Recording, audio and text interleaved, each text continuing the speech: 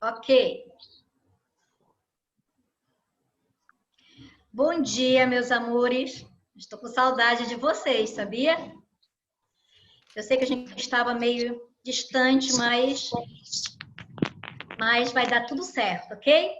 Então, veja bem, qual é a nossa aula de hoje? A nossa aula de hoje é sobre o ciclo açucareiro, certo? Eu quero que vocês prestem bem atenção. Nós temos isso no material que foi disponibilizado pelo curso. Alguns alunos não têm o material, mas depois também eu vou disponibilizar em slides para vocês, certo? A nossa primeira conversa, ela é importante por quê? Porque eu quero que vocês voltem um pouquinho no tempo comigo, tá bom? E que nós possamos ir exatamente no processo de colonização, ok? E o que eu quero que vocês, nesse momento, vocês podem estar aí com um caderno, vocês podem estar com material para fazer as anotações, tá? Eu quero que vocês lembrem qual foi a estrutura que Portugal usou para poder estabelecer a colonização no Brasil. Nós temos uma colonização de exploração, tá? Nós já vimos isso, eu estou apenas pegando um pouquinho daquilo que antes nós tínhamos visto, mas eu sei que com o tempo a gente esquece um pouquinho. Então, quando Portugal decidiu colonizar o Brasil, ele não investiu, bora lembrar disso. Nós tivemos as capitanias hereditárias, certo? Foi uma colonização particular. Não deu muito certo, porque os fidalgos, eles não tinham uma interação com a economia voltada para a terra. Vamos lembrar, os fidalgos, eles pertenciam a uma parte da burguesia que queria investir, certo? Então, o que acontece? Eles formaram aqui os donatários se tornaram, em grande parte, posteriormente, os senhores de engenho, mas logo no início, esses fidalgos que começaram a ser os donatários, eles não tinham, veja bem, eles não tinham um contato direto com a terra. E também não foi informado para eles que aqui tinha indígenas. Lembram dessa aula? Portugal vendeu uma imagem do Brasil que era uma terra que plantando tudo dá, mas esqueceram de quê? Esqueceram de avisar sobre os indígenas. Então, o processo de colonização foi um processo dificultado pelas guerras, porque os indígenas, logicamente, não iriam disponibilizar suas terras para quem estava chegando. Portugal, observando a dificuldade desse processo de colonização, resolveu então implantar aqui, em 1548, observem, nós vamos ter apenas 18 anos efetivos de capitanias hereditárias. Então, Portugal resolveu implantar o governo geral.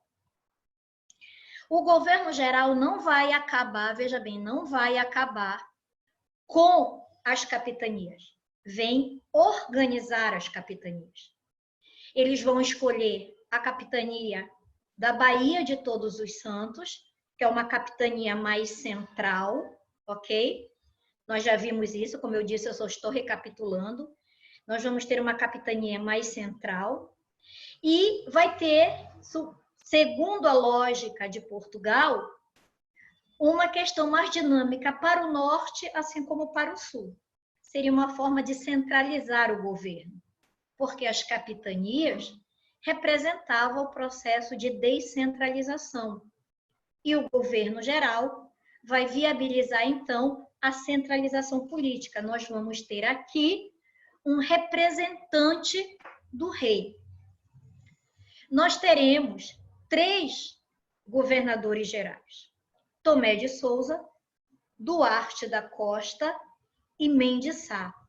Mendes Sá vai ter 14 anos de governo. Praticamente ele vai ser esquecido aqui. Mas no primeiro governo geral, com Tomé de Souza, nós teremos a guerra justa, ok? Veja bem, nós teremos a guerra justa. Significava o quê? Que o governo português e a Igreja Católica se uniram, veja bem, se uniram para legalizar a escravização do indígena. Porque nós temos o latifúndio, preste bem atenção, nós temos o latifúndio, nós temos a monocultura, que será a cana-de-açúcar, mas nós não vamos ter de Portugal para cá uma quantidade de mão de obra.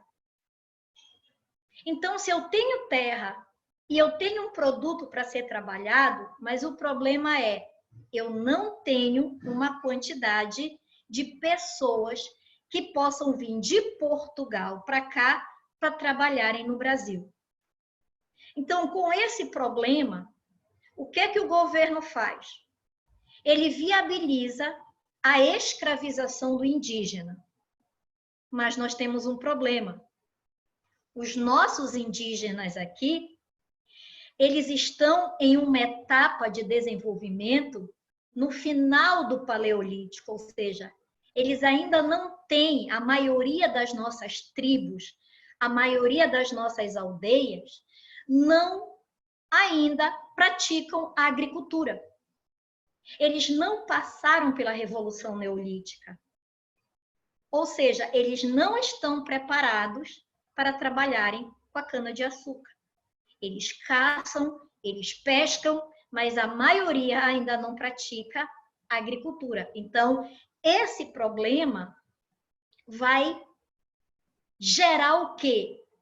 Que as primeiras produções de açúcar sejam de péssima qualidade. O nosso indígena não sabe lidar com a agricultura, não sabe produzir o açúcar, então gera um problema. Por quê? Porque o Brasil precisa produzir, o Brasil está para plantation, ou seja, tudo que o Brasil vai produzir precisa ser disponibilizado para o mercado externo, certo? E aí o que acontece? A nossa produção não é a esperada. E o que é que ocorre? Ocorre um problema que precisa ser resolvido. Nós temos terras, que é o latifúndio, nós temos uma produção que é aceita no mercado externo, que é o açúcar, é um produto raro, um produto caro, mas nós não temos mão de obra efetiva para essa produção. E aí, então, qual vai ser o pensamento do Estado português? Nós precisamos produzir.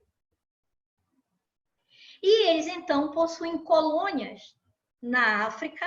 Nós temos Açores, Moçambique, Angola. E eles, então, vão incentivar o tráfico de escravizados para o Brasil. E isso vem, a primeira demanda, a primeira parcela desses escravizados africanos, eles vêm com o Mem-de-Sá. Veja bem, tá, turma? Observem. Nós começamos o governo geral com Tomé de Souza, com a Guerra Justa, viabilizando a escravização do indígena. Com o tempo, eles perceberam que não seria viável, o mercado esperava uma produção maior, uma qualidade maior, isso não foi possível. Então, o que aconteceu? O governo teve que tomar uma outra atitude, trazer para cá mão de obra que pudesse viabilizar uma maior produção e essa produção com qualidade. Os africanos já produziam. Então, eles foram transmigrados para cá, eles foram escravizados para cá, para que pudesse atender aqui uma demanda de mão de obra interna. E essa mão de obra veio no governo de Mendes Sá, e nós vamos ter, então, agora uma produção maior de açúcar, principalmente em duas capitanias, São Vicente e Pernambuco, ok? Tem alguém que queira fazer alguma pergunta? Tem alguém que quer interagir, que nesse momento tem alguma dúvida? Pode ligar o microfone e fazer pergunta. Tem algum aluno?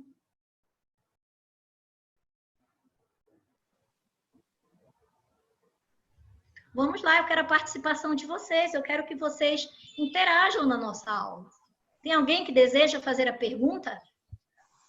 Pode fazer. Pessoal, tem alguém? É porque a senhora é muito fera, entendeu, professora? Ninguém tem dúvida. Eu imagino. Mas então vamos voltar aqui. Já que nesse momento está todo mundo entendendo, então vamos continuar. Então, o que acontece agora? Tá? Eu tenho latifúndio, eu tenho um produto que está sendo procurado no mercado e agora eu começo a ter uma disponibilidade maior de uma mão de obra que sabe produzir um açúcar de qualidade que o mercado espera. E isso vai viabilizar, veja bem, que com o tempo eu tenha uma estruturação maior aqui dos engenhos. Então, sigam a ordem. Olhem bem, turma. O engenho, ele foi um núcleo irradiador da colonização brasileira. O engenho representa a colonização brasileira.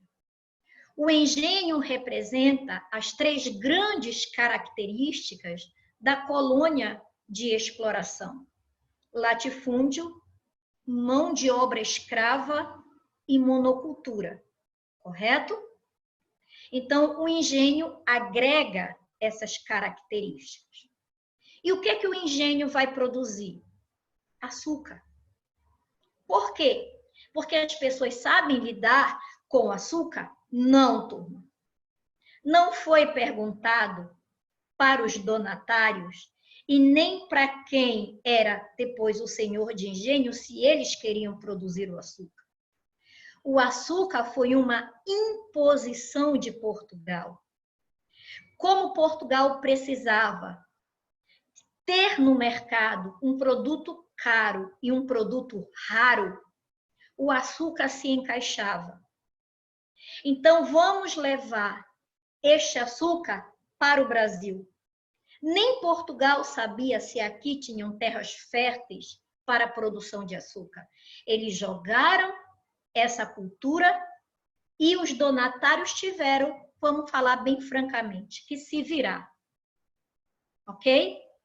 Então, muitos não tinham, volto a dizer, não tinham o conhecimento do que era uma plantação, eles não tinham um conhecimento de como era uma estrutura de engenho, e aí nós não vamos ter capitanias que vão corresponder aos anseios da coroa portuguesa. Então, há necessidade do governo geral. Com o governo geral, eu tenho um incentivo a essa produção. Eu tenho um incentivo à mão de obra escravizada africana. Então, a economia começa a fluir num ritmo diferente. Eu tenho um incentivo da coroa portuguesa para o engenho. E o engenho, ele tem 5 partes específicas. Tem a casa grande, que é a morada do senhor. Tem a senzala, que é aonde ficam os escravizados, africanos e também indígenas, nós não podemos esquecer. Eu tenho a casa de purgar, que é o coração econômico do engenho. É ali que o açúcar vai ser produzido. É ali que eu tenho a caldeira, É ali que eu tenho a moenda. É ali que eu vou começar a ter, turma, uma divisão. Ou eu tenho um engenho de trapiche, ou eu tenho um engenho real, aonde a moenda vai ser trabalhada com a força da água.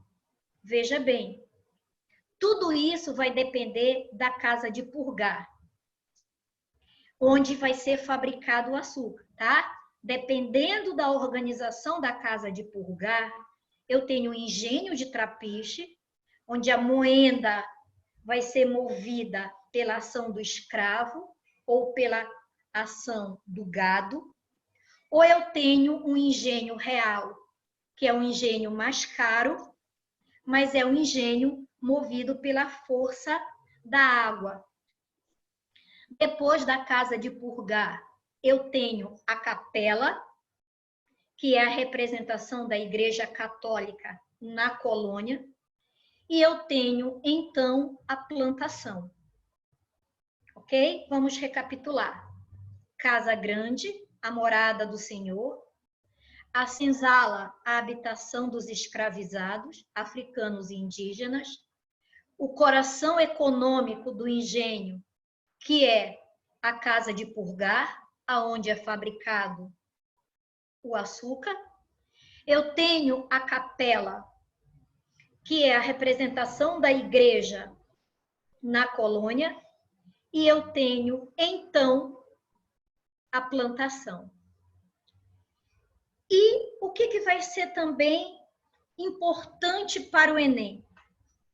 É que com o engenho, com a organização do engenho, eu também tenho na colônia a estruturação da família patriarcal. Nós não podemos esquecer a importância da estrutura da família patriarcal para a colonização do Brasil. Vai ser transmigrado para cá o valor da família, a estrutura da família portuguesa, aonde eu tenho um senhor que manda, um senhor que tem o controle da família, o senhor que tem o controle dos agregados, dos feitores e dos escravizados.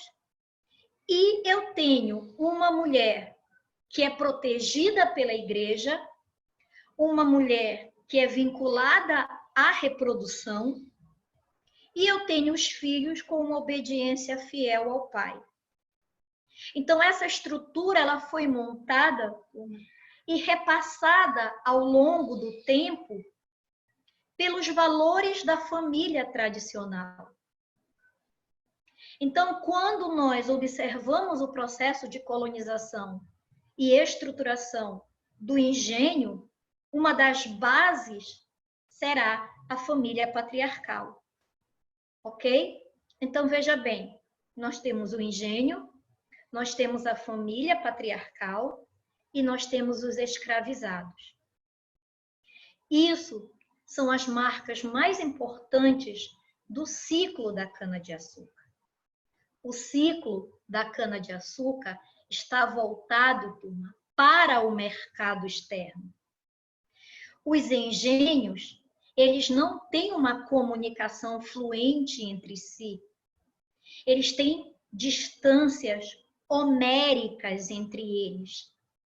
Um senhor de engenho não se comunica com outro senhor de engenho, devido às distâncias, devido ao não conhecimento do próprio território. Então, isso viabiliza que o comércio interno entre os engenhos não seja incentivado. Ok? Segundo ponto. Como a produção do açúcar ainda não supre o mercado externo, Portugal, a coroa portuguesa, ela não deseja investir. Eu quero deixar bem claro, Portugal nunca quis investir seriamente no Brasil. É aonde vai entrar agora a Holanda. ok? Veja bem, a Holanda, a Inglaterra e a França sempre tiveram objetivos de colonizar a América. E nós vamos ter muitas guerras, nós vamos ter muitas invasões por causa disso, aqui mesmo no Brasil. A França vai invadir o Maranhão, vai invadir o Rio de Janeiro, a Inglaterra, mas a Holanda, ela vai ter uma sacada melhor. A Holanda vai fazer uma proposta interessante à coroa portuguesa. Ok? Em que sentido? A Holanda, ela quer investir no sistema açucareiro, mas ela não pode passar por cima do pacto colonial. O que é o pacto colonial, meus alunos? O pacto colonial é a exclusividade que Portugal tem com o Brasil. Tudo o que é produzido no Brasil é enviado diretamente a Portugal, é comprado por Portugal. Nenhum outro país pode ousar passar por cima do pacto colonial. Então, sabendo disso, o que o governo holandês propôs? A Holanda quer o açúcar. Veja bem, a Holanda quer o açúcar. A Holanda tem uma facilidade de navegação para outros países. Então, a Holanda, ela deseja o açúcar para fazer um comércio externo com os outros países. Uma coisa que Portugal, nesse momento, não quer investir. Então, o que é que a Holanda propõe? Que Portugal conceda ao governo holandês que possa emprestar dinheiro aos senhores de engenho, que viabilize empréstimos aos senhores de engenho.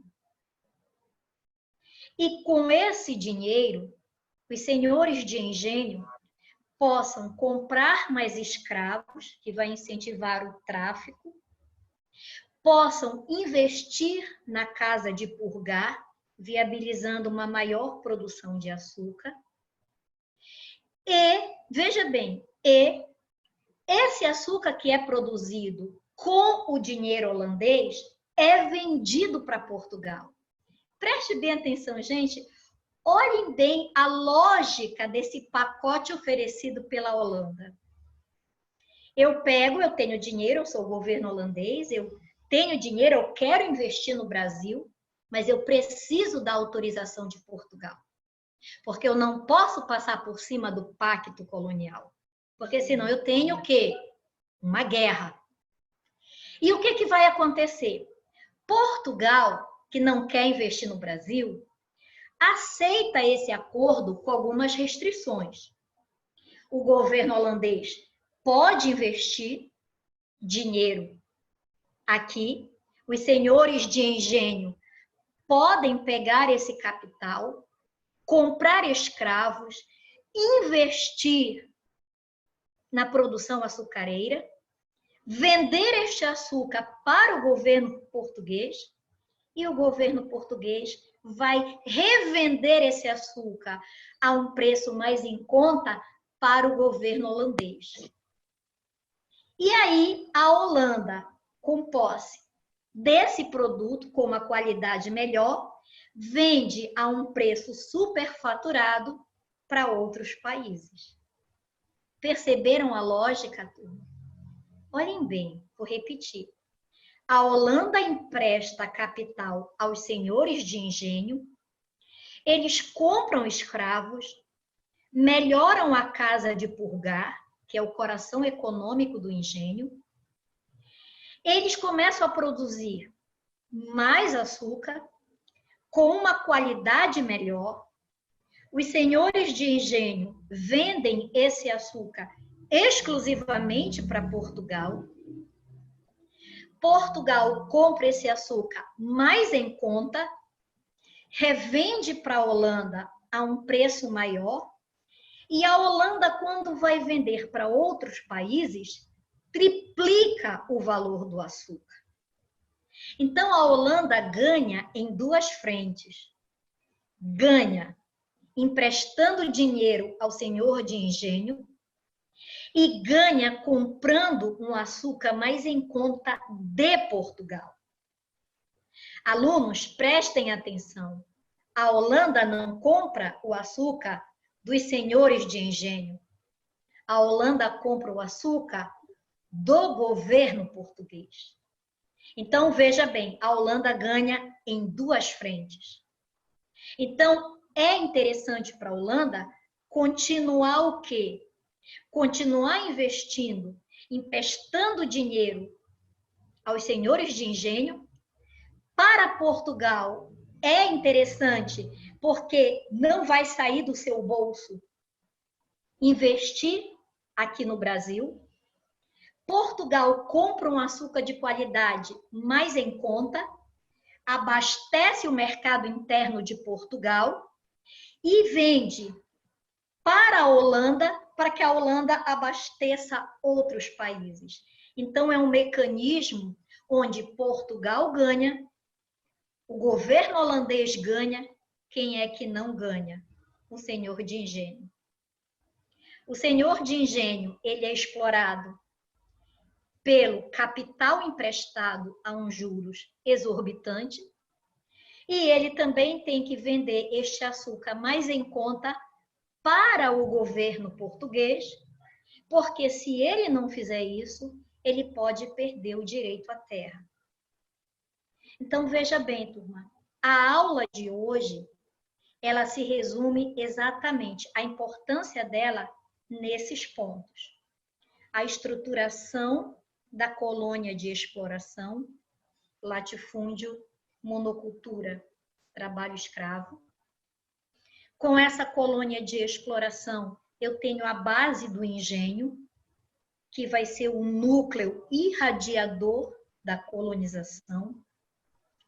Com o ciclo do açúcar, eu não tenho um dinamismo econômico do mercado interno, as distâncias entre os engenhos são gigantescas. E o que ocorre? A Holanda faz uma oferta muito importante para a coroa portuguesa para dinamizar a economia açucareira. O governo de Portugal aceita, Portugal ganha, o governo holandês ganha, mas o senhor de engenho aqui, ele acaba tendo um impacto muito grande, porque ele tem que pagar uns juros acentuado ao governo holandês, precisa produzir um açúcar de qualidade para Portugal, precisa investir no seu engenho. Então, os senhores de engenho, eles serão sempre o quê? Endividados. Então, nós temos uma falsa ideia de crescimento com o ciclo do açúcar. Okay? Não esquecendo que o ciclo do açúcar, no Nordeste, ele utiliza a mão de obra escravizada africana com maior incidência. Mas nós não podemos esquecer que existe também os escravizados indígenas, ok? Então, hoje, turma, as principais ideias são essas. Nós temos dúvidas? Eu estou aberta agora a tirar as dúvidas de vocês.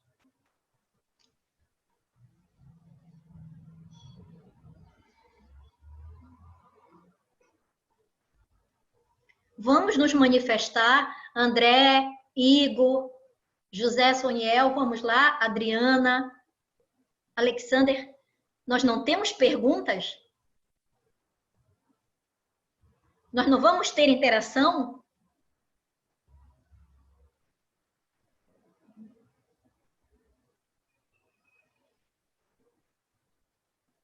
Vamos lá, eu quero um ok, eu quero saber se vocês entenderam, se vocês conseguiram realmente compreender a lógica da estruturação. Vamos lá, estou aberto às questões. Alexander, você quer fazer a pergunta, você precisa clicar para o seu microfone abrir. Qualquer um que queira se manifestar.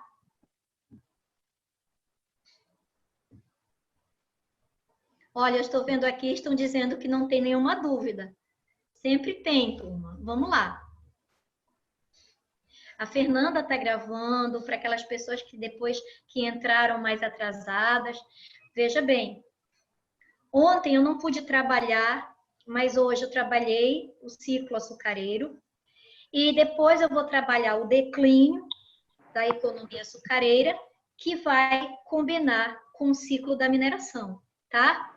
Porque veja bem, turma, nós temos que colocar na nossa cabeça, temos que estudar, temos que concluir o nosso conteúdo. O Enem agora não se manifestou com mudanças, então vamos levar adiante o nosso programa. Vocês estão aí, a Fernanda está disponibilizando isso, que eu acho ótimo, a preocupação do curso, com que vocês tenham esse apoio. E eu quero que vocês se sintam, gente, acolhidos. Vocês são muito importantes para a gente. Eu até falo que sem vocês nós não existiríamos. A nossa importância é vocês. O nosso foco são vocês. Certo? Então, se não tem dúvidas, eu tenho que encerrar.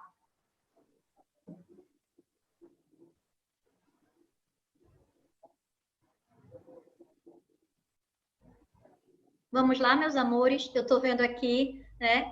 A aula está excelente, muito bom. Ótimo raciocínio, professora. Muito bom. Parabéns. Se você conseguiu entender, para mim está ótimo. Porque não adianta eu falar se você não consegue entender o que eu quero.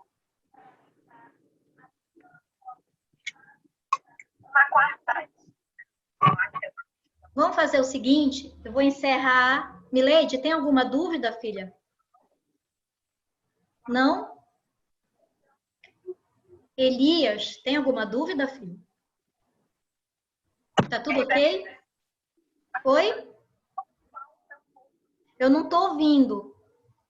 Eu já liguei o áudio, pessoal. Podem se comunicar com a professora.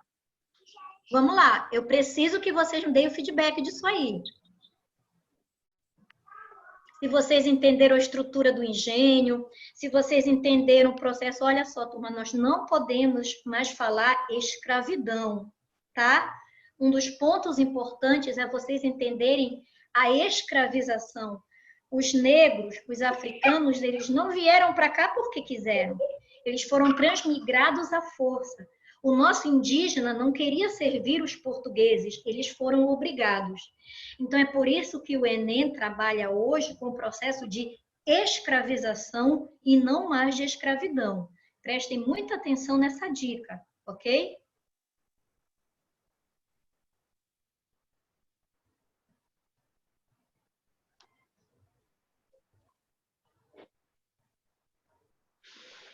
Pessoal, dá um oi aí. Olha, a Fernanda fica preocupada. Eu já estou tão acostumada, né, de ficar em silêncio assim, que eu digo, pronto, a aula foi show, né? Gente, não se preocupe, eu estou providenciando perucas, eu estou providenciando... Vocês vão ver. Nudes. Também não exagero. Eu ainda não cheguei, a minha faixa etária ainda não pensa nisso. Mas olha só, turma. Se vocês não têm, eu preciso me desconectar porque eu também tenho que trabalhar lá no Adventista, tá? Eu tenho uma aula marcada para 10h15. E aí eu vou falar com a Fernanda para ela agendar outras aulas para a gente, ok? Certo, Fernanda? Tá? Ok. Eu amo vocês, eu quero que Deus abençoe cada vez mais vocês, tá bom? Amém, professora. Beijo, A senhora vai beijo encaminhar grande. exercício desse assunto, professora? Oi? A senhora vai encaminhar para eles? Sim, eu vou disponibilizar para você o slide e você disponibiliza para eles, tá? Ok? Professora? Exercícios também. Eu vou pegar esse final de semana, eu vou dinamizar, porque eu estava, gente, tenho que explicar, eu estava doente, então por isso que eu me recolhi. E aí agora eu tô, como eu falei para a Fernanda, pode me jogar à vontade, que agora eu tô energizada. Porque quando a gente não está bem, a aula não flui, né? Então... A gente precisa estar bem para a aula fluir, para chamar a atenção de vocês e para mostrar a nossa paixão a vocês. Porque não adianta eu vir para cá, gente, se eu não estiver apaixonada pelo que eu for falar para vocês. É importante que a gente faça isso, tá? Então, eu preciso agora entrar lá no outro, porque já tem gente passando mensagem para mim. Olha o áudio. Então, Fernanda, um beijo para você. Muito obrigada por você me permitir estar com eles, tá bom? Eu louvo a Deus pela vida de cada um. Um beijo para vocês. Tchau. Tchau. Tchau. Até que enfim falaram, né? Tchau. Tchau, professora. Professora. Tchau, um beijo. Professora, me escute. Tinha como a senhora mandar PDF? Porque no meu celular não abre o slide que a Fernanda manda lá no grupo. Não consigo. Tudo bem. Aí Tudo bem. só abre em PDF. Vou converter para PDF para poder disponibilizar isso melhor para vocês, tá bom? Tá bom, obrigada, professora. Ok. Então, um beijo. Tchau, bom dia. Tchau.